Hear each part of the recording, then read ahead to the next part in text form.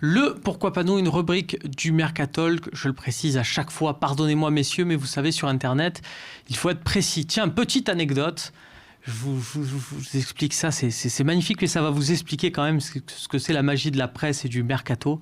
Il y a un site italien qui relaie, qui parle des nouvelles de James Rodriguez qu'on annonce au Napoli, du Real Madrid au Napoli.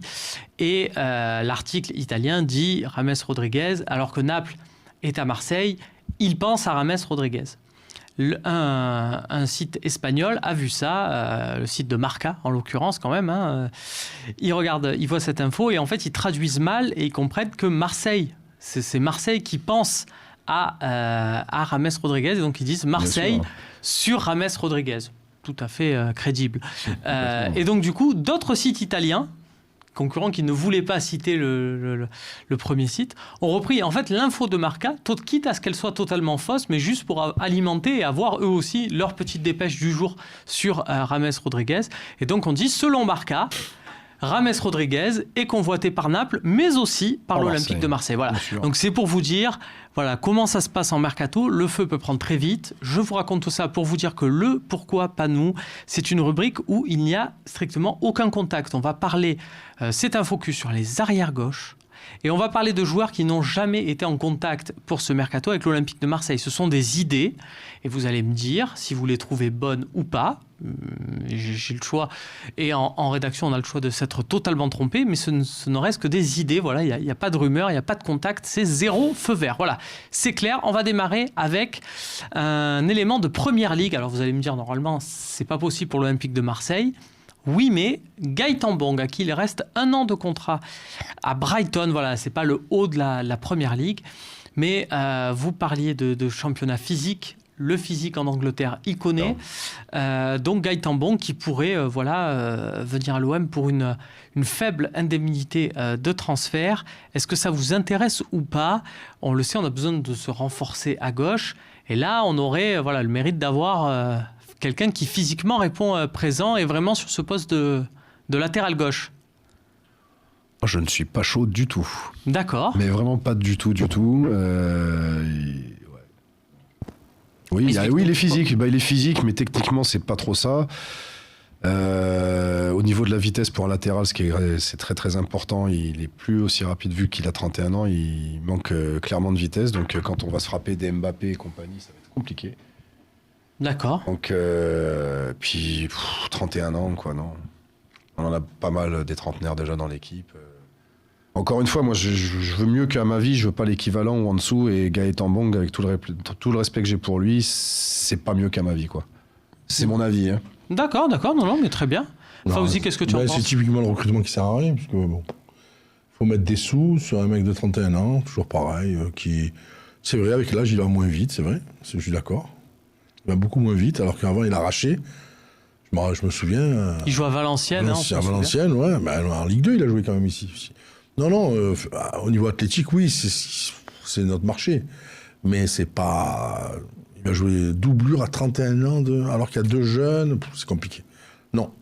D'accord, non. On passe au dossier suivant. Messieurs, on a regardé, bien sûr, en fonction des possibilités financières de l'Olympique de Marseille. Là, c'est évidemment le plus élevé, c'est Rami Ben Sebaini. Pourquoi? Parce que il a une petite fonction un peu hybride de défenseur central et latéral gauche. Karen, il commence peut-être un peu à faire doublon et qu'il y a peut-être la possibilité d'aller le chercher moyennant une indemnité de transfert. Ça coûte de l'argent. Là, il faudrait vendre des joueurs pour pouvoir se le payer. Est-ce que vous êtes prêt à vendre? Parce que là, par rapport à Gaëtan Bong, qui avait l'avantage d'être une solution peu onéreuse, Rami Ben Sebaini, sachez que on ne pourra le recruter que s'il y a une vente quand même à l'Olympique de Marseille. Êtes-vous prêt à vendre un joueur cadre de l'Olympique de Marseille pour pouvoir vous acheter Rami Ben Sebaini? Immédiatement. Oui. Si c'est à vendre, 8 millions. Pas ça parce qu'il a éliminé Lyon de la Coupe de France l'an dernier. Non, c'est un gamin que je connais de l'Académie Paradou. C'est un petit de Constantine. Pas loin de chez moi, là. Mais c'est un très bon joueur. Bon, quand il est arrivé en France, Courbis, ton ami Courbis, il l'a présenté comme le nouveau Rami, donc le nouveau, Varane. Donc le pauvre, le petit, il est arrivé à Montpellier et on lui a dit, tu es Varane, donc il ne comprenait pas. Mais ça reste un très bon stopper gauche qui peut dépanner latéral gauche. Est-ce que tu le vois, Didier, s'inscrire totalement en tant que latéral gauche? Là, pour le coup, ça tranche du profil de... Ouais, super joueur, rien à dire. Mais c'est pour moi, je pense qu'il est plus axial que latéral. Bien sûr. Voilà. Super joueur, ouais. Et du coup, Super ça état trancherait d'esprit. avec En plus, il a le- ce petit côté vicelard des défenseurs un peu agressifs et Voilà, tout ça. on allait y venir. C'est quand même Voilà. le joueur que tu détestes avoir contre toi. Eh ouais. Mais une fois qu'il est avec toi, t'es bien content. Mais super joueur. Attention, ça saute haut, ça va vite, c'est un gros pied gauche. Ça a beaucoup de Mais qualité. c'est plus un défenseur. Il peut dépanner à gauche, mais c'est plus un défenseur central qu'un latéral. D'accord. Donc, vous n'êtes pas convaincu. Je veux vous Ah, tour- j'achète, hein, mais pas pour arrière gauche, quoi. C'est paradoxal. Ouais, mais donc, du coup, oui. vu qu'on est j'achète sans peut-être acheter. pourvu, ouais, voilà, on va acheter sans acheter. Il y a une nouvelle possibilité, messieurs, je désespère pas. C'est un peu farfelu, mais pourquoi pas. Fabio Coentrao, l'international portugais, passé par le Real Madrid, je vous le rappelle, par l'AS Monaco. Que 31 ans. Il n'a que 31 ans. J'ai l'impression qu'il a moins 35, sérieux. Il est sans club. C'est là où ça devient intéressant, c'est qu'il a signé pour 1 an à Rio Ave, donc dans le championnat portugais, où il a fait 23 matchs et son contrat n'a pas été renouvelé. Alors ça peut peut-être nous mettre la puce à l'oreille, mais voilà, peut-être que sous les ordres de Villas-Boas, il y a peut-être un coup à jouer aussi là-dessus, sur le côté patriotique. Il connaît très bien Ricardo Carvalho, l'entraîneur adjoint, qui a été son coéquipier au Real Madrid notamment. Est-ce que ça vaut le coup de... Voilà, quand il y a ce côté aussi où l'environnement, où on peut contrôler un joueur, est-ce que c'est un pari à lancer? On parle d'un joueur en fin de contrat, là, Fauzi. Il aurait fallu... pour le coup, là, lui, il est portugais, championnat portugais, beaucoup de recruteurs français y vont. Il y a un entraîneur portugais, il y a des Espagnols qui sont à la tête de la cellule, à l'OM. Donc, pour le coup, il fallait le superviser cette année. Ceux qui sont allés au Portugal ont dû le voir. Si personne ne le prend, c'est qu'il y a peut-être quelque chose. Peut-être quelque chose aujourd'hui qu'on ne connaît pas de lui. On sait, il a joué au Real, il a joué dans un gros club, il n'y a pas de souci. Mais s'il a été supervisé et que personne ne le prend, c'est qu'il y a quelque chose. Effectivement. Et surtout si Rio Ave ne renouvelle pas son contrat. Ou peut-être que lui n'a pas voulu. Oui, voilà. Peut-être que c'est lui qui n'a pas voulu renouveler. Mais en Bien tout sûr. cas, si personne ne se met dessus aujourd'hui, c'est qu'il y a peut-être quelque chose, puisqu'il fallait le superviser cette année-là. Ouais, vu la réputation du joueur, qu'on n'a plus besoin trop de présenter, vu les clubs par lesquels il est passé. Si là, après, c'est, voilà, je vais dire la même chose. Un club comme Rio Ave, qui est ni Porto, ni Benfica, ni le Sporting, qui renouvelle pas le contrat, il y a peut-être quelque chose. C'est peut-être lui qui voulait faire une année pour se C'est vrai, relancer. il faut laisser un minimum de doute, mais après, surtout, je sais pas, je pense que le recrutement, il se fait sur toute une saison et pas seulement pendant la période de mercato. Il y a quand même Oui, des mais là, on n'a recruteurs. personne, messieurs. Allez, prenez-moi-le, là, ce petit Coentrao, là, fin de contrat. Mais lui, pareil, ce qu'on a dit tout à l'heure, il ne connaît pas la Ligue 1 du tout. Bah, il a joué à Monaco, quand même. Ouais, enfin, il a joué, il est passé. Ouais, il est passé parce que tu te rappelles honnêtement d'un match qu'il a fait à Monaco? Non, Moi absolument plus. Voilà. Même j'ai failli dire qu'il a joué à Monaco et puis j'ai eu un doute, j'ai dit mais là je pense que je vais dire une connerie, je vais éviter. Et en fait oui, c'est ça, tu me confirmes qu'il a joué à il a Monaco. vraiment joué à passé, Monaco. Quoi, il est passé à Il Monaco. était sous contrat. C'est l'écurie à notre ami Mendes. Georges Mendes, qui était l'agent de Ricardo Carvalho. Et de Villas-Boas d'ailleurs. Oui, sur le transfert de Chelsea, ils sont pas... Bon, alors toujours mieux Gaëtan Bong pour aller un peu dans ton sens.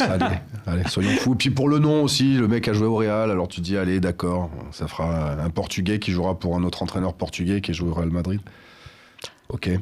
Bon. Et qui est gratuit. Et sinon, Donc, j'ai allez. une piste Ligue 2, Ah. côté valeur sûre. Vincent Le Goff, l'arrière-gauche de Lorient. Ça fait pas rêver, je sais, il y a 1 an de la fin de son contrat. C'est le genre de mec qui fait tous les matchs tout le temps et voilà, pour le poste d'arrière gauche, c'est aussi un peu ce qu'on demande, des bons soldats. Et en Ligue 2, c'est Istres qui l'a lancé. C'est ça. Istres qui l'a lancé. Ils l'ont pris comme complément au début, après il est rentré, il a pu bouger.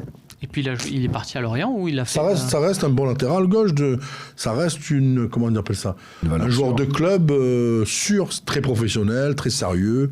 Ça reste. Est-ce que c'est pas ce qu'on a besoin, messieurs, quand on voit là ce qu'on a à gauche? Ouais, complètement, mais Très sérieux, en tout cas. quand je le vois, ça me rappelle un autre joueur de Lorient qui est venu chez nous et qui a connu toutes les misères du monde. Non, arrête.